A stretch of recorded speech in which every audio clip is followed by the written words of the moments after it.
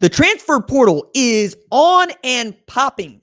And one of the big names in the portal, Dylan Raiola, doesn't seem to be drawing the interest that many of us thought that he would, or some of us expected he would not. What's up, kinfolk? It's RJ Young. I am not on a step mill. If this is your first time watching Adapt and Respond, thank you for joining us here. We talk college football year round. If you're into that, go ahead and hit that subscribe button, like this video, and answer the question in the comments below.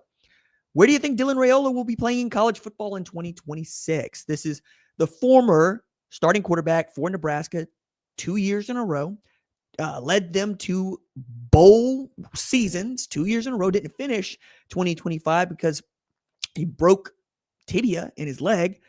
But by the metric of being a true freshman and then a true sophomore, he did the job, man. He turned a football program that was bad into one that was decent, bordering on good. Nebraska's hang-up has more to do with Dylan Raiola than many people would like to think. Buck stops with Matt Rule, and I know that he's doing everything in his power to try to flip Nebraska into a national championship caliber program quick, fast, and in a hurry.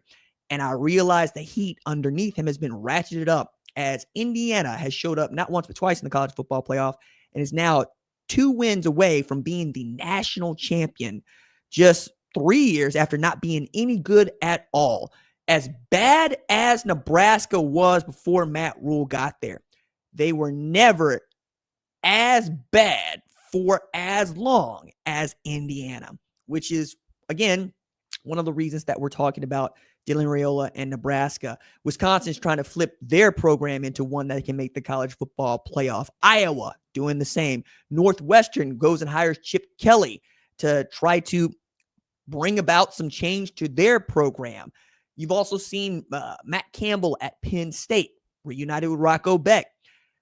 I am very interested to see where Dylan Raiola lands on all of this, because off the rip, you might have thought that Texas Tech would have been a landing spot for him. A program that, well, seems to be about what he's about, throwing the ball all over the yard, having a lot of fun doing it, and not turning down their collar at any of the attention they're receiving, good or bad. And there's that natural comp to Patrick Mahomes that became more and more unnatural as Dylan Raiola continued to play and Patrick Mahomes continued to play. This is the worst season of football that Patrick Mahomes has played in quite some time. Might be the worst season of football he's played since he was at Texas Tech. But as it became clear that Tech was going to be in the market for a quarterback with Bear Morton graduating and Will Hammond coming off an ACL injury, I think many expected Texas Tech to go looking at a guy like Raiola. When they ended up landing on Brendan Sorsby, who's a better quarterback on the merits, I don't think that caught anybody off guard so much as it was, where else would Raiola end up? Now, I wrote a piece weeks ago, actually, digging into where some of these transfer quarterbacks could land, where would be good spots for them. And I had a coach tell me, maybe Michigan State's the place for him. And I'm thinking, why would you say that? Because this Patrick Mahomes stuff ain't going to fly with Pat Fitzgerald. He might actually turn that dude into a decent quarterback by simply going, you're going to run the offense. We're not going to put the defense in bad positions. We're going to run the ball well, and you are going to throw the ball on time. We're going to ixnay all the other stuff, right? Just no-nonsense kind of approach that kind of gets what is a 5-star talent back into the kind of atmosphere and environment that isn't so ingratiating to him and is a little bit more football centric rather than blowing up the Raiola legacy. His father, Dominic Raiola, was an All-American center at Nebraska. His uncle, Donovan, was the offensive line coach at Nebraska. Now he is finding out what it's like to be a 5-star quarterback who didn't have a great season into the transfer portal, not unlike Jackson Arnold last year when he ended up at Auburn, or DJ Lagway this year that's going from Florida to maybe Florida State. We'll see, right? That's where he said a visit. But Anthony Calandria seems like a guy that also could be there. Anthony Calandria, who had a breakout year for himself in UNLV. But it ain't like LSU is giving Dylan Raiola a look. As a matter of fact, it looks more and more like it's going to be Sam Levitt if it ends up being what it is, right? With Sorsby, who was also scheduled to visit LSU, deciding to commit to transfer to Texas Tech, you're really looking at Lagway, Levitt, and perhaps, man, it's then after that because think about it. Josh Hoover's at Indiana, right? We just talked about Sorsby. And we don't know if Ty Simpson is going to enter the NFL draft or perhaps enter the transfer portal. I've done that segment. You know what I think on that. But I think this is also a moment when a former 5-star who's like his comparison is Matthew Stafford. Like that's what it is. He's got a huge arm, massive arm, and he has the talent to process it and see it. Letting the ball go, that's something else got to work on. But in Dana Holgerson's scheme, I thought that's exactly what he would be doing. He'd be letting the ball go early and often and downfield. As Nebraska continued to play football, the strength of their offense was once again not its passing game, but its rushing game.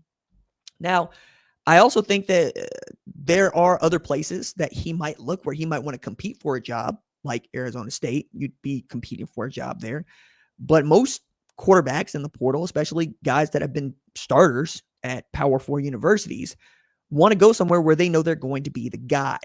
And as we've seen all of this movement among the coaches who are either picking up guys they already know, like Eric Morris with Drew Mestemaker at Oklahoma State, or fully fledged going in knowing exactly what it is they want, Mac Leftwich and Joey McGuire at Texas Tech. I just don't know where you could see a Raiola really being the guy you want. Now, I say all that to say, Virginia is going to need another guy. I genuinely think Syracuse might be a place for him to go if he wants to keep, his same brash kind of nature and a coach that's going to roll with that. And Fran Brown, who ain't afraid of telling you what he thinks and ain't afraid of being loud and inviting it in. But again, we're looking around, and this is a Big Ten quarterback in Dylan Raiola. This has not been an air raid quarterback. This has not been a guy that forced the ball down the field. Like, in a different world, I would also say Dylan Raiola is a comp to Kenny Pickett, but when Kenny Pickett was at Pitt in 2021, throwing the ball to Jordan Addison, except I've never seen Dylan Raiola force the ball to the best player on the football field often. And if you talk to Nebraska fans, they don't even think he's a 5-star. They think it's overcooked. They think that they did a lot to gas him up and to try to make him feel good about what he was doing. And after his true freshman season, I think they were right. It's when he goes into the sophomore season and they're not beating teams that they expect they should beat in a year where they had a really, really soft schedule when it all came together. Like, nobody expected Penn State to be as bad as Penn State was, but you get my point there. It was falling into place for Nebraska to have a dream season. And one of the reasons that it slipped through is, yeah, he hurt himself, or he got hurt. I should say he did not hurt himself, but he wasn't playing great football to begin with. So now that we're in this space where you've got, it's January 5th, 11 days to find out where you're playing college football, that we've not seen much movement on the part of Dylan Raiola, who is a top 25 player in most college football transfer portal rankings, end up at a spot. That does not speak well to me. Now, it could all flip. It could all be fine. He could end up playing ball at some place that does not come to mind right now in the Power 4. Like, I'm really struggling with it, guys, because I mean, I kind of would like to see what he does at Georgia Tech, but Brent Key's an old school ball coach, and the way that he loved Haynes King, I don't know if that's the way he would love a Dylan Raiola. I mean, Haynes King's dude that blew up the air mattress to sleep in it during preseason camp, make sure everybody got there on time, was doing bed check. Is that the guy that Dylan Raiola is? I would like to see it if it's there. I'm not giving up on him, but I got to say, this is not the best look for Dylan Raiola or Nebraska. It's not good when nobody wants your starter.